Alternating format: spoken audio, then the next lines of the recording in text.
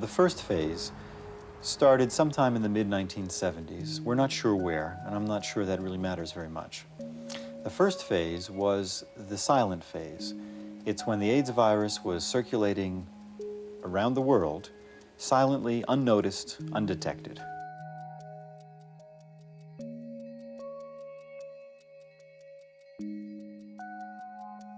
Now, the second phase began in 1981 when AIDS was first discovered in the United States.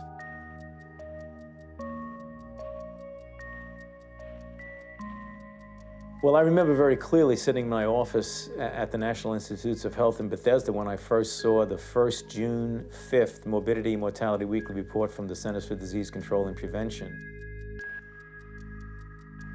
I remember vaguely seeing these reports and thinking, ooh, that's a bit scary. And it was at that time that I got goosebumps of anxiety that we were dealing with something that was very ominous, that we didn't completely understand, that I wasn't quite sure where it was going.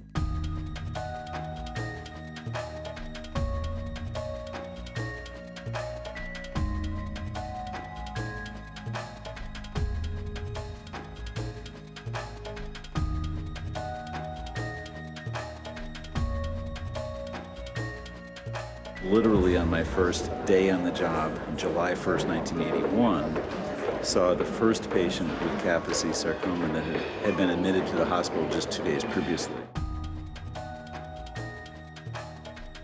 AIDS spread very rapidly in the homosexual community.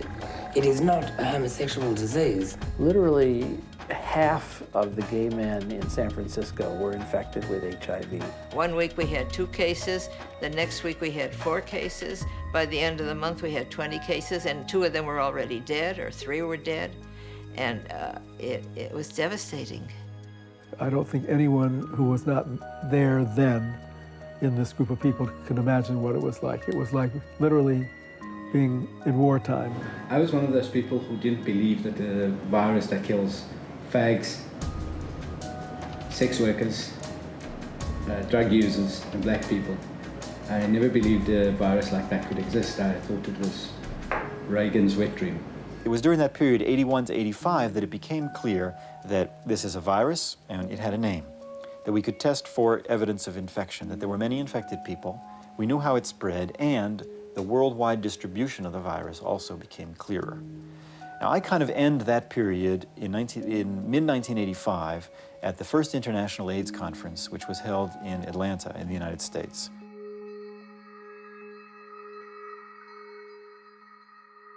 We planned the first International AIDS Conference in Atlanta in 1985. And it began with a small group of perhaps 2,000 international investigators and physicians and other interested people. There are new warnings tonight that the AIDS virus may have already infected 1 million Americans. Heterosexual transmission of AIDS was a major topic as 2,000 scientists from around the world gathered today in Atlanta to discuss the disease. Scientists say they are making progress toward a vaccine against AIDS, but it is probably years away.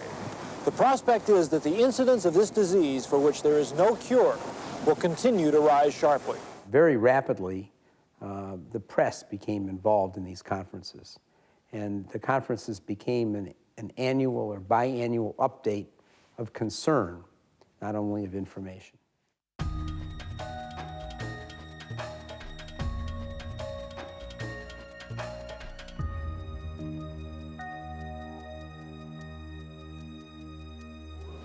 À Paris, 2500 spécialistes assistent à la 2e conférence internationale sur le sida. 3 jours de pessimisme, même si l'espoir de trouver un vaccin dans les prochaines années reste très sérieux. Yeah, initially, of course, there were no drugs against the virus. It was such a horrible disease that there was this enormous urgency to find treatments initially for these opportunistic infections that we didn't know how to treat or didn't know how to diagnose. This last year saw approval of AZT, the first drug found to prolong the lives of some AIDS patients. But side effects prevent many from taking it. So when AZT came, you had a clear indication that it prolonged the lives of individuals. So the glee, the excitement of it, that was very soon tempered by the fact that the result was very temporary. Weren't sure why at the time, but it was clear that after a while, when you give a single drug, the virus very easily developed resistance. Researchers at the Third International Conference on AIDS learned how much grimmer the picture is today than it was just a year ago. This convention finds 6,000 scientists mulling over 1,300 papers, for the most part, 1,300 examples of how bad AIDS is. Just a year ago, it was thought only about a third of the people infected ever would get sick. Time is proving that tragically wrong. At that time, I was so surprised because I was used to go to medical conferences, and suddenly the vice president of the US at that time was George Bush's father. He was giving a talk at the opening ceremony, and people stood up and started booing him. Free speech, that's what it's all about. I said, my God, they are booing the vice president of the US, and this is unbelievable. And then I started to learn about the role of activism in the fight against AIDS. It was the first time that politics got into the conference. And I know that's controversial. I think it's absolutely necessary. 64 demonstrators were arrested by police wearing yellow rubber gloves, apparently for protection against possible AIDS infection. We couldn't believe that the police were so poorly educated that they thought they had to wear, huge yellow kitchen cleaning gloves to protect themselves, which of course immediately spawned a cheer amongst the ACT UP activists of, your gloves don't match your shoes, they'll see it in the news. What was essentially accomplished during 1985 through early 1988 is first that an agenda was established. We described AIDS in a way that focused upon not only the virus, but on the social and political and cultural and economic impact of AIDS. We explained AIDS to the world, if you will, as a development problem, not just a medical problem.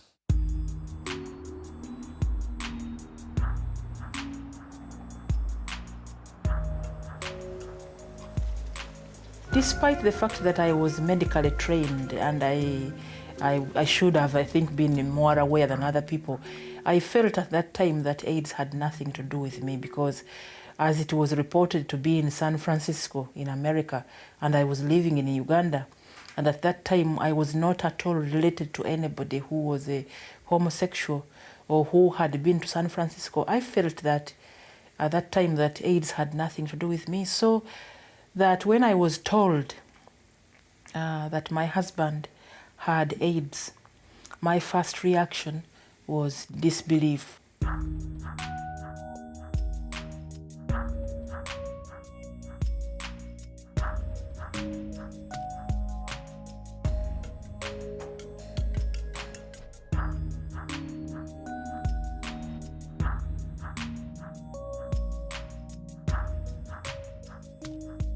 How many of you think that from now on until you are married, you'll be able to keep away from girls and have no sexual relations?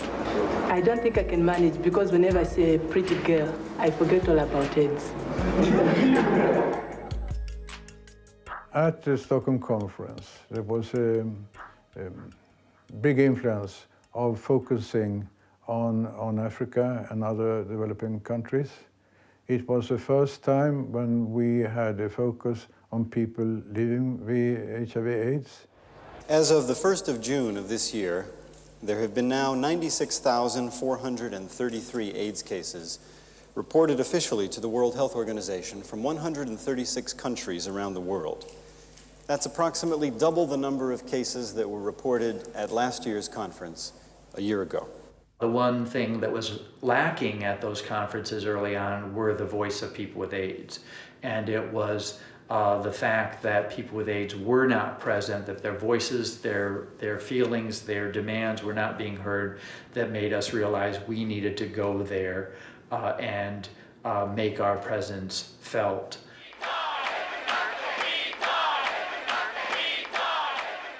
On behalf of people living with AIDS in Canada and around the world, I would like to officially open the 5th International Conference.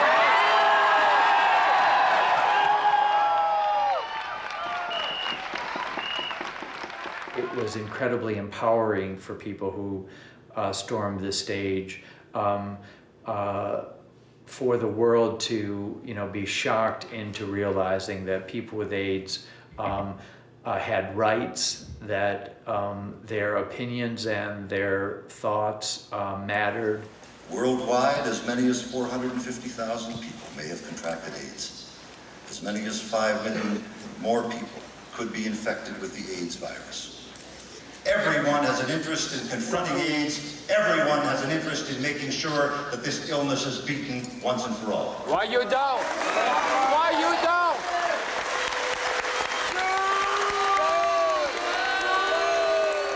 Our fifth born son was a young man with a great promise. He had 5 lovely children, but he fell victim of the disease AIDS. But the best way we would wish to mourn this boy is by fighting AIDS. And then after the 1989 conference, it was appreciated that the U.S. immigration policies were rather discriminatory, that they were interpreted as requiring people with HIV to declare their infection as they enter the country.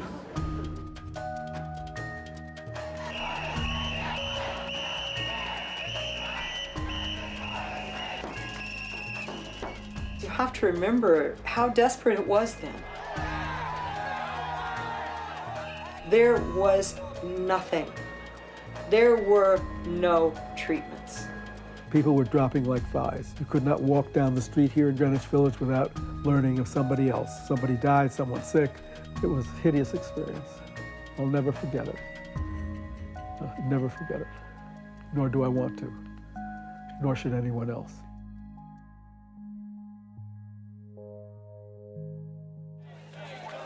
We faced a massive protest in San Francisco.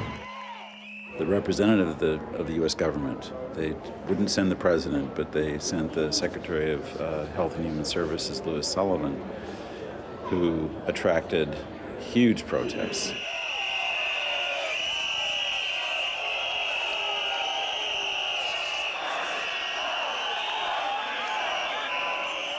And I knew, and not very many people knew, that on the other side of the curtains, behind the stage, there were 300 police.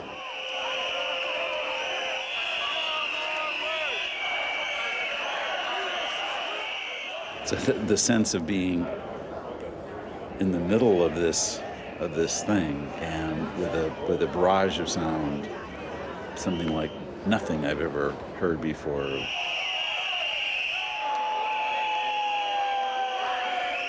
In a unprecedented, as far as I know, sign of solidarity between the scientific side of the meetings and the patient side, there was a resolution passed that said we will not hold these meetings in any country that won't allow the patients to attend the meetings. And what that meant was that we couldn't have the meeting in Boston, and that in fact we couldn't have the meeting in the United States again until the policy changed.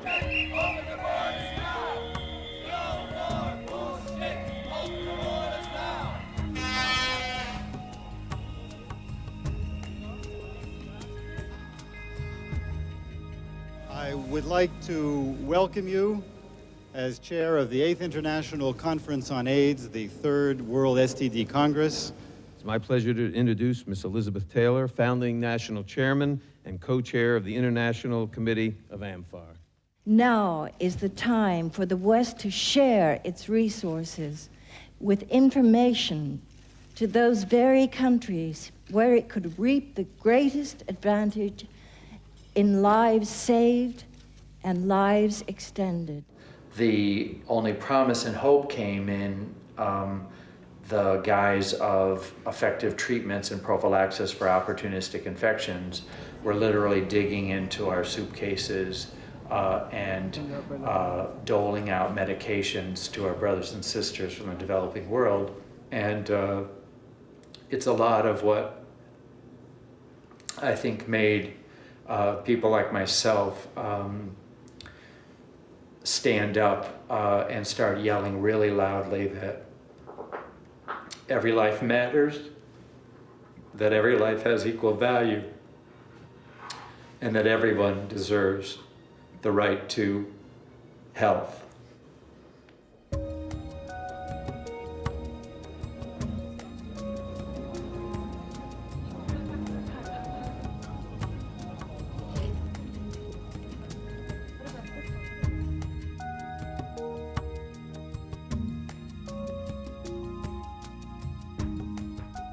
There was a lot of depression in Berlin, and really because the results of the Concord AZT trials showed that AZT did not work on its own to prevent the progression of AIDS.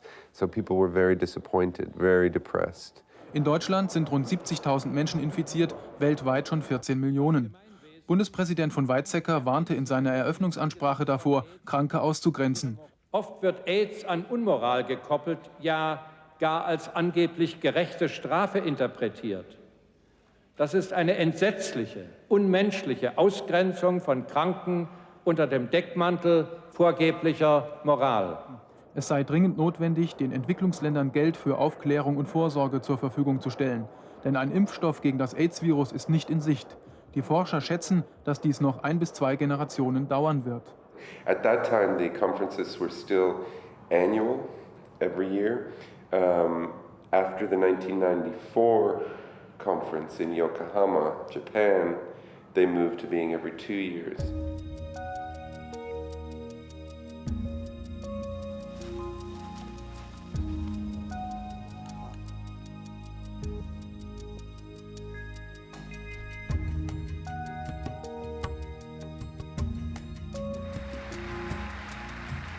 The meeting was, in all fairness, was no news at all, and even worse news. I guess the spread of the epidemic, the lack of treatments, the death rates that were going up and up and up. I can still remember the annual general meeting of the society. Probably about 20 people and a dog turned up. When we went to Japan or when we went to Germany, those were the sort of the valleys, if you want, in the fight against the epidemic. I mean, things were not working very well, but we needed to get together to make that statement, to regroup, recharge, and then move forward.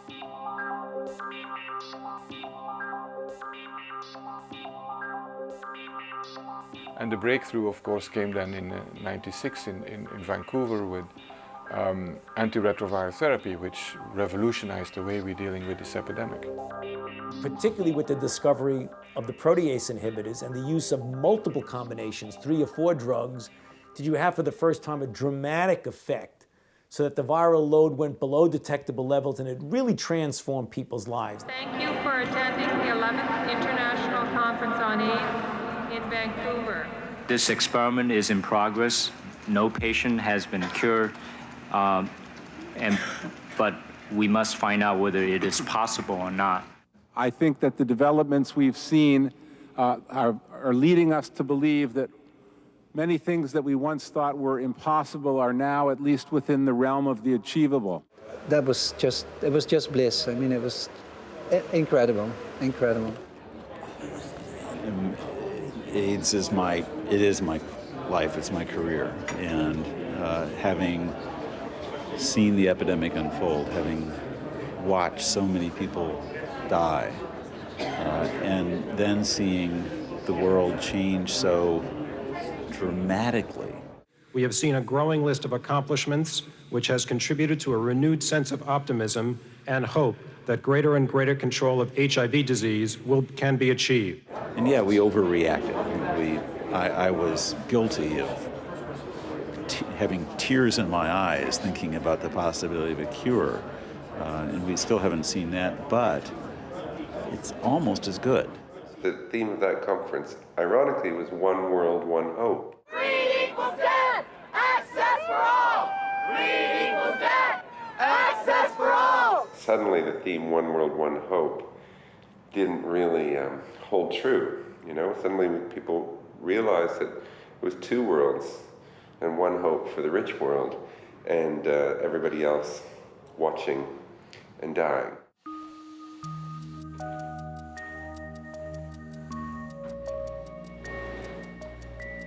Okay, can you breathe in and out for me? So 3 years ago, when I ended up sick in the hospital, I sort of thought that might have been my turn, because I had watched one friend after another get progressively sick and die. But I was just very lucky that I didn't get sick until the time that I did. And at that point, protease inhibitors were just around the corner. Your viral load has jumped up again a little bit to about 28,000 copies. I came home from my pharmacy one day and with a small bag of medications, but they were very expensive ones, and I decided to add them up. So I took my receipts on each of them and got on my calculator, and I said, my God, I brought home more than $5,000 worth of drugs for me today, in one day. Right now, we have to be realistic that while certain advances in science, medical science, has occurred, the benefits will not accrue to the majority of people in the world because they're poor. It just simply costs too much. In 1992, I started the hospice project in this temple. I asked for some money from the government and start the hospice project. Here we have a doctor, we have a nurse who can give them some medicine.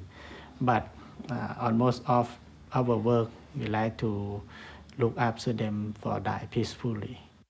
I feel very angry because in the rich country, they spend $25,000 per year for one AIDS patient. And here in Phnom Penh, we have only $10, even less than $10 for an AIDS patient per year.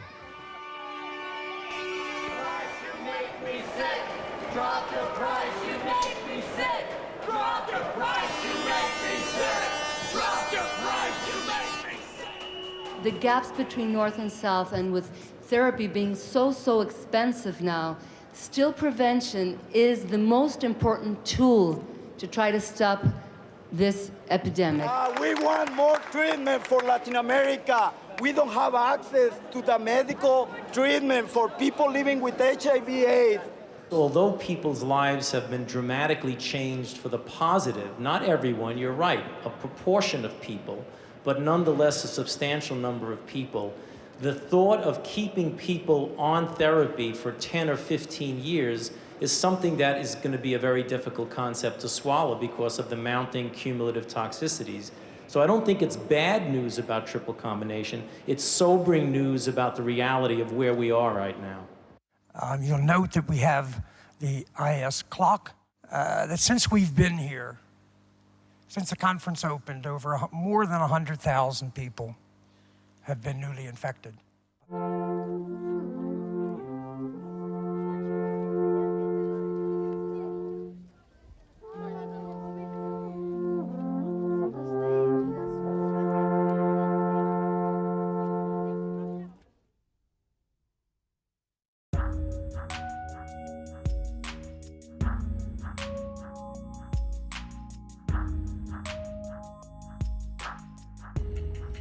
HIV and AIDS has shown the whole world, even more than the world wars, that we have to do something about human rights.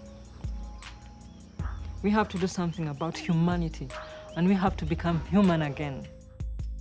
If AIDS is not stopped, it has the potential of destroying even the human fabric upon which the economy and development of any country is built.